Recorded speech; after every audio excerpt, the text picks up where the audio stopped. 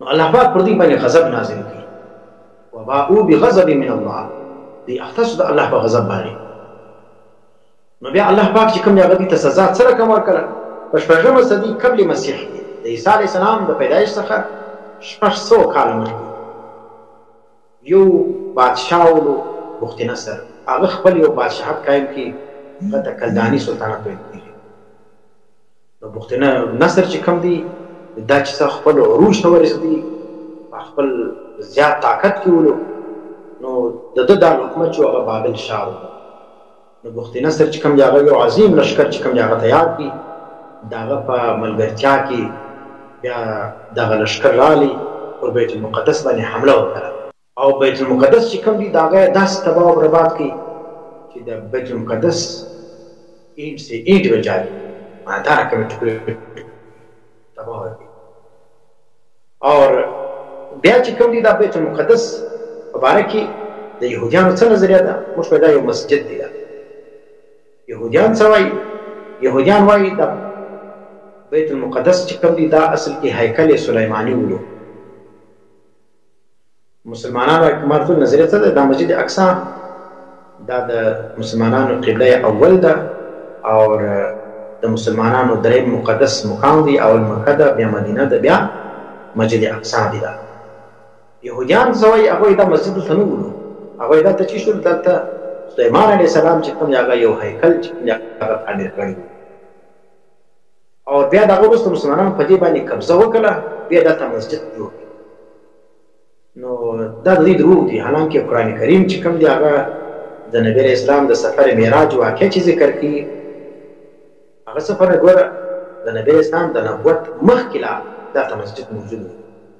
سبحان الذي اسرى بعبده ليلا من المسجد الحرام الى المسجد الاقصى. ګوره پاک دی هغه ذات چې بوتي خپل بنده د مسجد حرام څخه چا لره مسجد اقصی لره.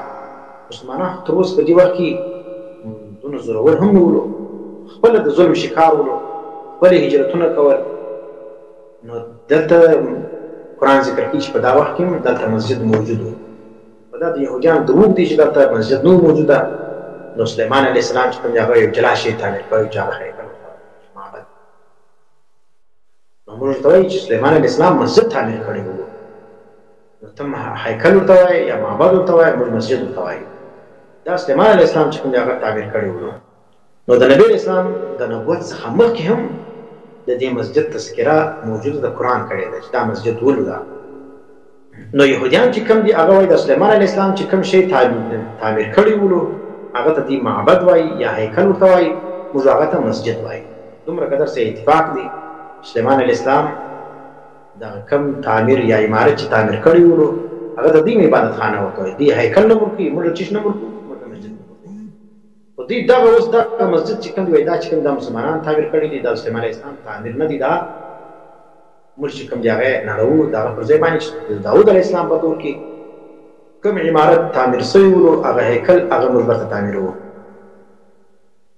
نو دغه مسجد چې کوم دی بیا د دغه په دور کې د حضرت عمر فاروق رضی الله تعالی عنه په دور کې هغه بیا فتح کړه، بیت المقدس چې فتح کړي.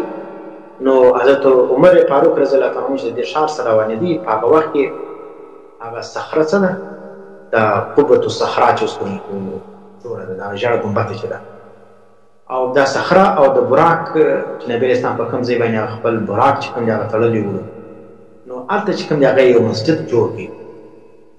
نو دلته چې کوم دی بیا هلته د خپل ملګرو سره چې کوم ځای تعمیر کړي هلته لمونځ وکړي. نو ځکه دې ته چې شول کېږي مسجد اقصی ویل کېږي. وروسته بیا د مسجد اقصی چې کوم دی دا صلیبیانو چې کوم جنګونه پر مسلمانانو باندې مسلط کړو، د مسلمانانو د عیسایانو چې کوم جنګونه وشول بیا دغه مسجد بعد د عیسایانو د مسلمانانو څخه قبضه کړي. اول صلیبي جنگ په 1096 کې بیا دا شروع شو، بیا تر 1099 پورې 4 کال چې کوم دا صلیبي جنگ دا جاری و. دغه جنگ په نتیجه کې د یورپ کفارو او مشرکینو دغه مسجد چې کوم د مسلمانانو د تسلط څخه واخیستي، قبضه یې ورباندې وکړه. اول صلیبي جنگ کې اویا زره مسلمانان دا یې د باب داود مخکې حلال کړو یا قتل کړو یا ذبح کړو بیا زره مسلمانان نو دومره قرباني چې کوم هغه د شاه لپاره مسلمانانو ورکړي نو بیا چې کوم دي په دې باندې چې کوم دي د عیسایانو تقریبا 100 کاله بیا حکومت جاري و د 1096 سوي نسي نو بیا چې تر 100 کالو پورې د دې حکومت دا ته ولو